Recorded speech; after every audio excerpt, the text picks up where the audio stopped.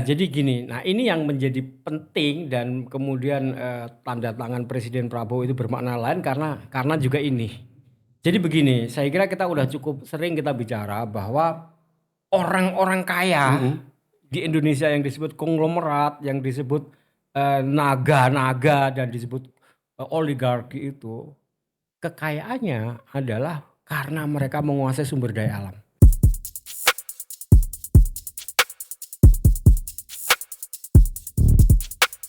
Assalamualaikum warahmatullahi wabarakatuh.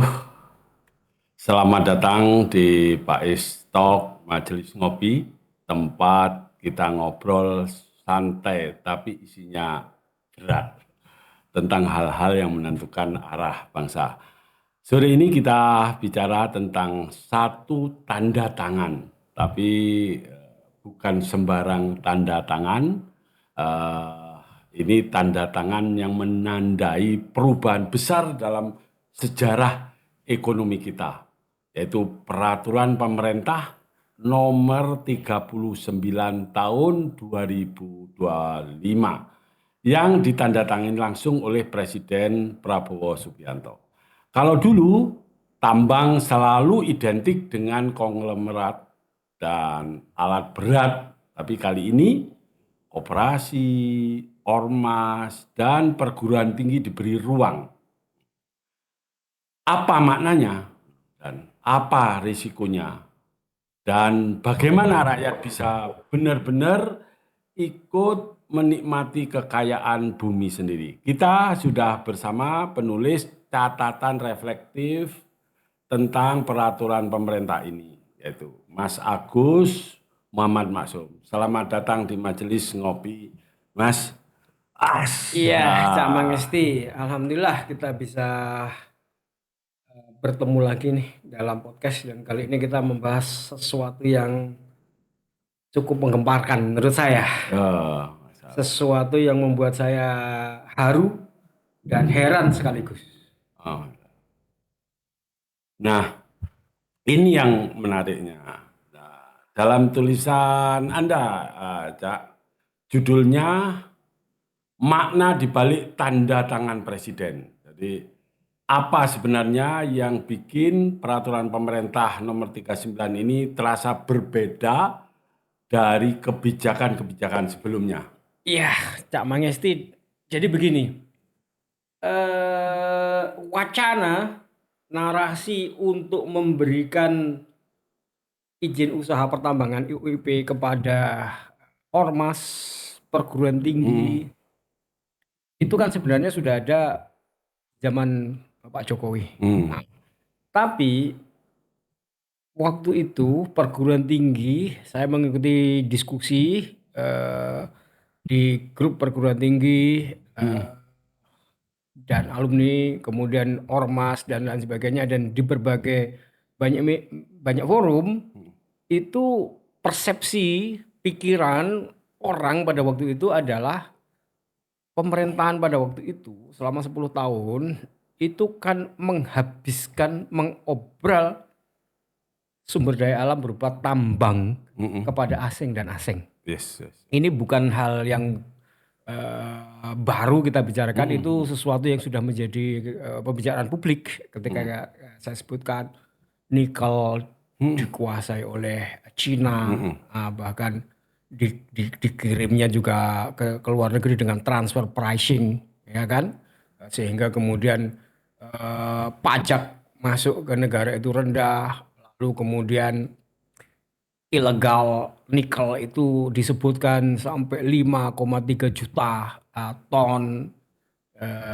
Sementara produksi kita itu cuma 2,2 juta ton dan itu pun sudah terbesar. Batu bara dan macam-macam tambang itu selama 10 tahun itu kan seperti habis diobral hmm, dan lalu menimbulkan banyak kerusakan, kerusakan apa namanya lingkungan, kerusakan terhadap sosial karena kemudian tambang-tambang itu menimbulkan berbagai macam komplikasi sosial karena eh, lokasi tambang yang kemudian dilakukan penggalian, eksploitasi, eksplorasi dan lain sebagainya itu mendatangkan tenaga kerja asing, Mm-mm. ya kan?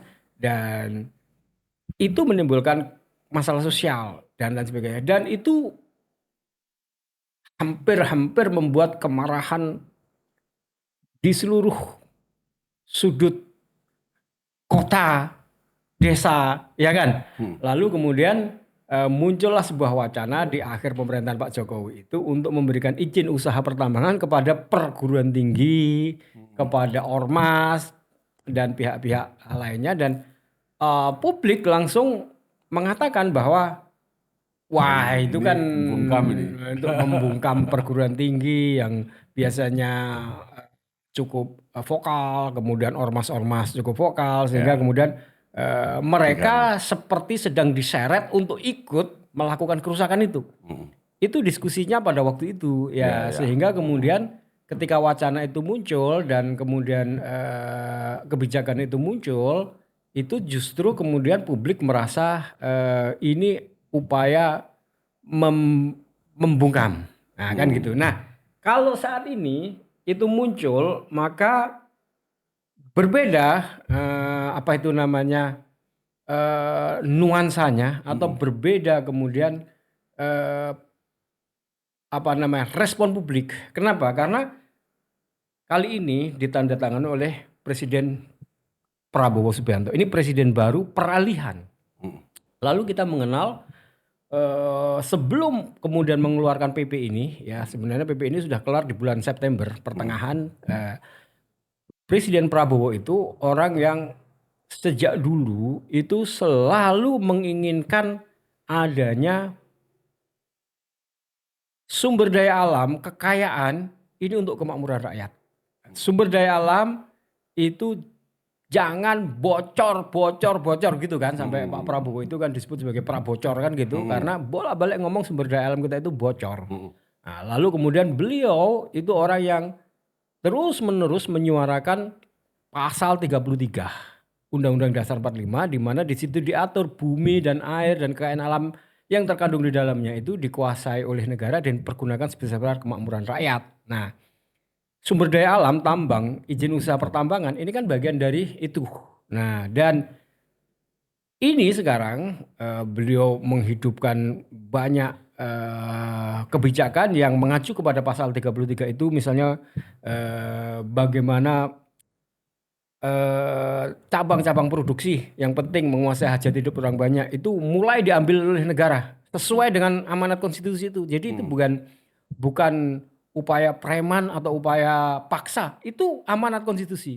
Misalnya kemudian gabah petani itu semua diperintahkan oleh beliau untuk dibeli Bulog dengan harga 6.500 dan tidak boleh ada perantara. 6.500 itu harus dibeli dan diterima oleh petani. Nah, itu upaya-upaya itu. Jadi Presiden Prabowo itu peralihan kekuasaan dia betul-betul terlihat ingin mengimplementasikan merubah sejarah untuk pasal 33 yang sudah ditulis 80 tahun ya sejak Indonesia merdeka tidak berjalan itu mulai mau dijalankan. Itu yang kemudian saya haru dan heran ya sekaligus karena kemudian 80 tahun baru kemudian ada seorang presiden yang kemudian berniat ya mengembalikan roh pasal 33 itu untuk dijalankan dan kemudian muncullah PP ini ditandatangani Presiden Prabowo bukan lagi presiden lama sehingga kemudian ini berbeda maknanya. Nah, di awal pemerintahan beliau sudah kemudian ingin ya bumi dan air dan kekayaan alam ini dikelola oleh pihak-pihak yang punya akar, yaitu perguruan tinggi, ormas, keagamaan yang mereka jelas punya akar masyarakat ya. Lalu koperasi sebagai bagian dari soko guru itu. Nah, ini saya kira makna penting itu dilakukan di awal pemerintahan ketika juga awal-awal itu sudah menunjukkan adanya upaya-upaya untuk ya mengimplementasikan pasal 33. Berbeda dengan presiden yang lalu. Ini yang beda. Itu Cak Pangestu. Ah, ini menarik sekali nih. Bismillah. Sambil nyeruput. Ya, harus sambil ngopi ini ya. Eh, ini menarik sekali nih, karena ini ada koreksi sejarah, Ya. Cak Agus. Jadi kalau selama ini tambang itu memang kayak dunia lain ya, Cak ya. Ya, hanya yang punya modal besar saja yang bisa masuk. Nah, sekarang ada istilah baru dari lelang ke prioritas. Ya. Nah, itu gimana maksudnya, Cak? Itu? Iya, jadi gini. Nah, ini yang menjadi penting dan kemudian tanda tangan Presiden Prabowo itu bermakna lain karena juga ini. Jadi begini, saya kira kita udah cukup sering kita bicara bahwa orang-orang kaya di Indonesia yang disebut konglomerat, yang disebut naga-naga dan disebut oligarki itu kekayaannya adalah karena mereka menguasai sumber daya alam. Ya. Itu baik sumber daya alam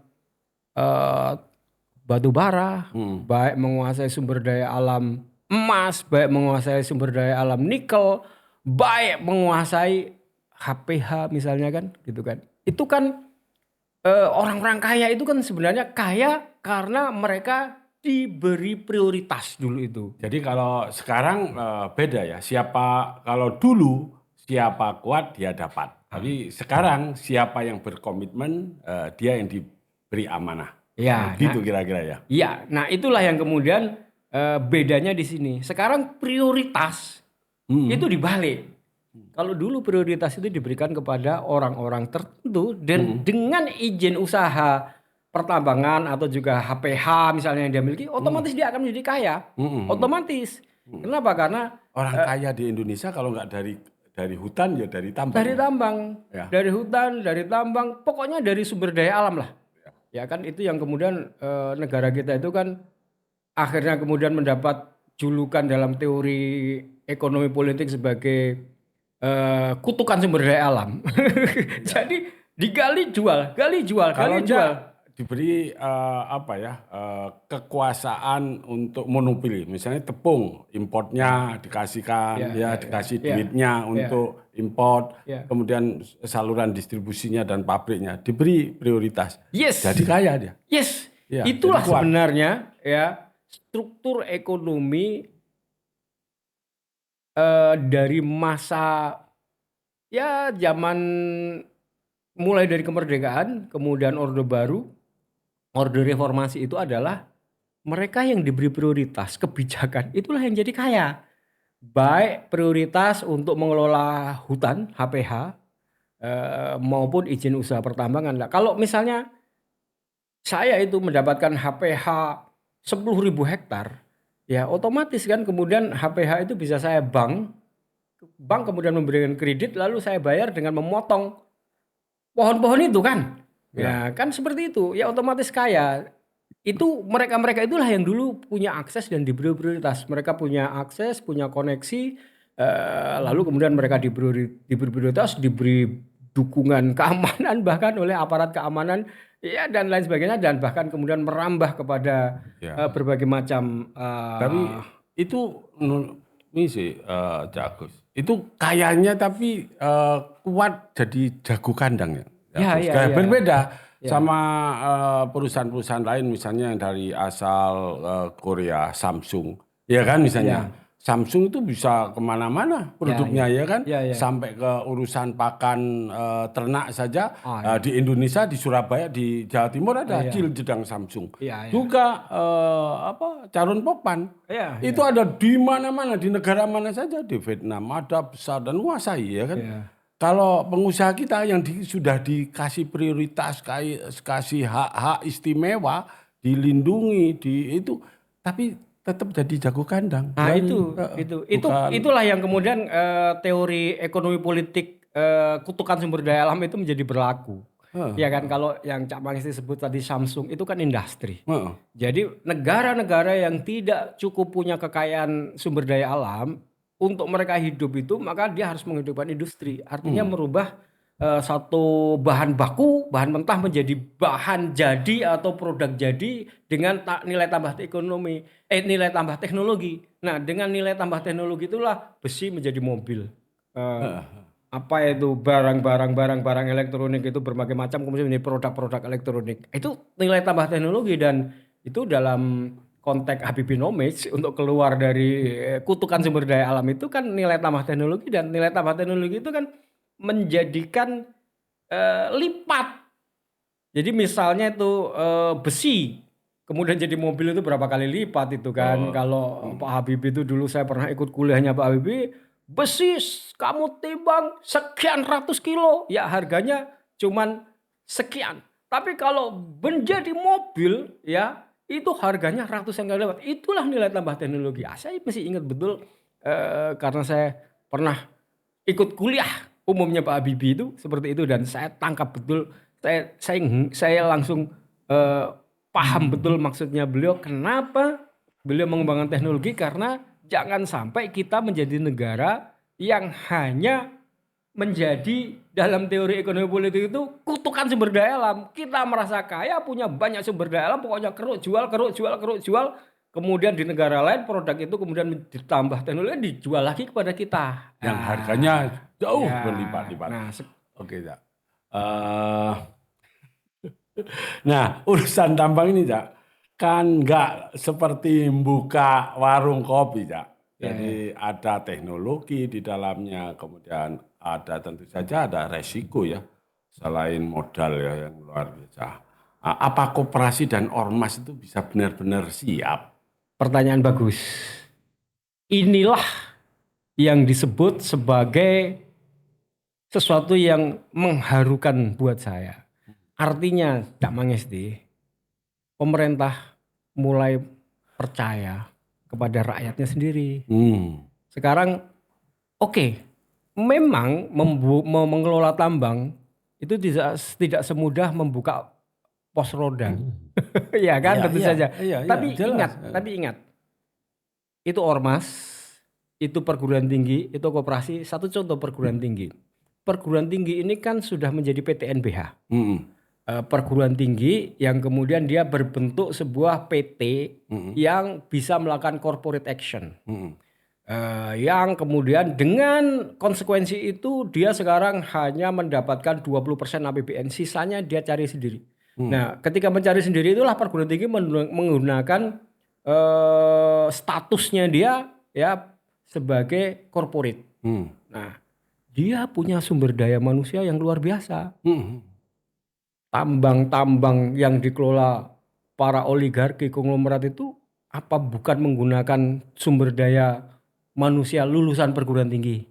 Ya kan? Jadi let's say banyak dong perguruan tinggi itu punya alumni yang sudah bekerja, berpengalaman di berbagai macam tambang, ya kan? Apakah itu di tambang minyak, apakah itu di tambang nikel, emas, di Freeport, nikel dan lain sebagainya kan? Nah, kalau sekarang perguruan tinggi itu sebagai corporate, lalu kemudian mendapatkan izin usaha pertambangan, apa dia nggak bisa memanggil alumninya itu? Ya kan? Yang sudah berpengalaman di sana, lalu juga dia sendiri punya apa itu namanya science and teknologi yang terus berkembang, yang masih ada di dalam kampus, yang banyak risetnya yang perlu diimplementasikan. Bagaimana mungkin kita nggak percaya? Dia sebagai perguruan tinggi ada riset yang terus berjalan, dia punya alumni jaringan yang sudah berpengalaman di mana-mana. Lalu kemudian tentu saya kira ada lembaga pengabdian masyarakat, ada riset, ada kemudian berikutnya soal modal, iya kan? Modal kan kemudian tadi tuh kalau sudah mendapatkan izin usaha pertambangan, kan modal kemudian bisa dicari banyak kan? Ya kan? Kan itu kuncinya di situ kan? Misalnya apakah ada investor? Alumni sekian banyak alumni, mungkin ada yang jadi konglomerat. Sekarang kamu dari investor, atau juga pemerintah juga pasti akan memberikan kebijakan kepada perbankan ya supaya uang itu jangan nganggur di bank itu. Tuh perguruan tinggi ini misalnya itu sudah dapat izin usaha pertambangan mengelola tambang nikel atau tambang emas atau tambang apa. Lalu dia punya teknologi baru tuh, smelter yang lebih efektif. Lalu dia punya sumber daya manusia, baik alumninya yang ditempatkan di situ atau hasil riset perguruan tingginya yang berjalan. Danai dia. Kan kemudian juga akan ada kebijakan-kebijakan ikutan. Iya. Di mana kemudian ya tadi itu negara, pemerintah sekarang mulai belajar percaya kepada rakyatnya sendiri. Luar biasa kalau perguruan tinggi ini mahasiswanya ini bisa praktek kerja mulai dari semester awal, Yes. bisa semester 1, Yes. semester 2 atau semester 3 lah. Itu Oh, iya. sudah bisa diterjunkan ke sana. Iya. Ya, Betul. kerja urusan ya dapat uang makan, uang apa meskipun nggak terlalu besar tapi itu dapat ilmu. Ini match ini ya Iya, antara industri sama pendidikan ini nanti bisa matching ini. Betul, Ya. betul. Oke. Seperti ini tadi, saya sebelum kesini tadi itu saya barusan melakukan UIT, User Acceptance Test terhadap IOG e-commerce. Jadi ini IOG e-commerce itu Indonesian Oil and Gas e-commerce. Itu sebuah platform yang dibuat oleh tim ITS, ya, tim saya kerjasama dengan SKK Migas dan 25 perusahaan kontraktor minyak membuat namanya platform IOG e-commerce Indonesian Oil and Gas. Di mana kemudian perusahaan oil and gas itu sekarang tidak perlu tender untuk melakukan pengadaan ketika dia melakukan eksplorasi dan eksploitasi. Karena di marketplace itu ya. Cukup beli di marketplace itu. Kenapa? Karena semuanya sudah akan tercatat dengan baik. Nah tadi tuh saya pada waktu pembukaan itu saya mencatat dengan baik pihak ITS ya, pihak ITS ini dosen-dosen yang saya libatkan itu mengatakan kami berterima kasih karena kemudian kami bukan hanya berteori dengan buku textbook, tapi saya sekarang bisa melibatkan kawan-kawan saya dosen, mahasiswa saya langsung sekarang berhubungan dengan industri. Di situ ada Pertamina, di situ ada Kangean, di situ ada Petronas, di situ ada Medco, semua ada di situ tadi. 25. Dan ini memberikan kontribusi yang besar kepada kampus. Kenapa? Karena ilmu kami kemudian sekarang langsung diterapkan. Dan kemudian juga proyek ini kan juga menghasilkan uang buat kampus. Kenapa? Karena kampus setelah PTNBH itu hanya kurang dari 20% itu APBN. Jadi memang mereka kemudian bagaimana caranya sudah terlibat dan kayak tadi. Nah saya tadi barusan itu mengalami apa yang barusan kita bicarakan ini. Ada ilmu yang bisa diimplementasikan pada ruang-ruang industri yang langsung berjalan begitu loh ya. Nah ini tentu akan memperbesar peluang itu. Iya kan gitu. Oke. Jadi kalau kita tarik garis besarnya peraturan pemerintah nomor 39 tahun 2025 ini bukan cuma regulasi tambang, tapi ini kayak koreksi sejarah gitu ya. Iya betul. Tadi sejak awal itu kita sudah sebut kata koreksi sejarah di mana PP dikeluarkan di awal pemerintahan Presiden Prabowo yang sejak awal Presiden Prabowo itu sudah cukup kita dengar naik tekad niat untuk mengimplementasikan pasal 33 itu dan sudah berlangsung dengan beberapa proyek, misalnya proyek koperasi, proyek pembelian beras, gabah, lalu kemudian mengupayakan bagaimana cabang produksi ini dikuasai negara dan kemudian nanti lebih bisa melayani rakyat untuk mendapatkan pangan yang ini, lalu kemudian sekarang tambang yang dulunya itu selalu diberikan kepada orang-orang elit yang kemudian ketika mereka menerima IUP izin usaha pertambangan itu ya dia otomatis menjadi orang kaya seperti kekayaan negara itu diberikan pada negara kepada mereka lalu mereka menjadi orang-orang elit. Sekarang diubah prioritasnya. Koperasi, ormas, perguruan tinggi itu justru mendapatkan prioritas. Sementara di luar itu justru mereka harus mengikuti lelang. Nah, jadi ini kan koreksi sejarah dan tadi tuh saya ingin mengatakan iya memang tidak semudah itu membangun pos ronda, betul. Tapi ingat perguruan tinggi itu punya sumber daya manusia, baik yang masih ada di perguruan tinggi maupun alumni-alumninya. Yang alumni-alumninya itu sudah bekerja di pertambangan-pertambangan berbagai macam. Ada di Freeport, emas, ada di minyak dan gas itu macam-macam, ada di ini macam-macam. Juga punya alumni-alumni yang punya kemampuan manajemen, ya kan? Iya. Dan bisa dipanggil. Dan apalagi kalau pemerintah kemudian memberikan kebijakan lanjutan supaya bank itu kan dengan Menteri Keuangan yang sekarang fenomenal dan berpihak kepada pertumbuhan, nah tentu saja akan memberikan kebijakan lanjutan supaya ini perguruan tinggi yang mendapatkan UUP, koperasi yang mendapatkan UIP, nanti dia bekerja sama dengan perguruan tinggi itu mendapatkan pendanaan supaya kemudian izin usaha pertambangan yang sudah dimiliki berproduksi. Iya, ya. Iya kan? Jadi perguruan tinggi bisa memanggil alumninya. Alumninya, Ya, iya kan? alumni ini penting memang kekuatan karena yang sudah berhasil ini biar sebagian zakat infak ya sodakohnya ini dilewatkan di perguruan tingginya karena ini bisa membantu adik-adiknya yang kurang untuk beasiswa dan lain-lainnya. Tentu saja apalagi kalau sekarang sudah diberi keluasaan prioritas justru prioritas.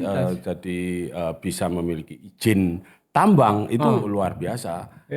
Insya Allah ini para alumni ini ya bisa digerakkan juga ya Agus. Iya. Jadi jangan underestimate kepada perguruan tinggi, jangan underestimate kepada ormas ya. Jangan dikira tidak punya sumber daya manusia. Itu ormas-ormas itu punya orang yang orang-orang itu juga mengelola perusahaan-perusahaan tambang, bekerja di tambang, dan itu kalau ormas kemudian punya izin usaha maka mereka bisa membentuk PT. Apakah kemudian ormas akan sibuk? Enggak lah. Contohlah NU atau Muhammadiyah, kan dia punya banyak rumah sakit, itu kan juga amal usaha juga. Enggak, itu kan usaha. Iya. Apakah kemudian Muhammadiyahnya itu hanya sibuk ngurus rumah sakit dan perguruan tinggi yang banyak, NU hanya mengurus rumah sakit, pondok yang enggak kan? Kan cukup dibuatkan satu PT atau koperasi, lalu dia sama seperti perguruan tinggi, dia pilih itu orang-orangnya yang punya kemampuan untuk ditempatkan di situ. Jadi jangan underestimate. Ya, ini kan soal bagaimana mengumpulkan puzzle. Ya kan gitu. Jadi satu tanda tangan bisa mengubah arah sejarah. Ya. Tapi keadilan tidak lahir dari kertas, ia tumbuh dari niat dan kerja bersama. Terima kasih Cak Agus sudah hadir di Pak Istok Majelis Ngopi. Semoga semangat berbagi kuasa ekonomi ini benar-benar jadi babak baru kedaulatan bangsa. Sampai jumpa di episode berikutnya. Wassalamualaikum warahmatullahi wabarakatuh.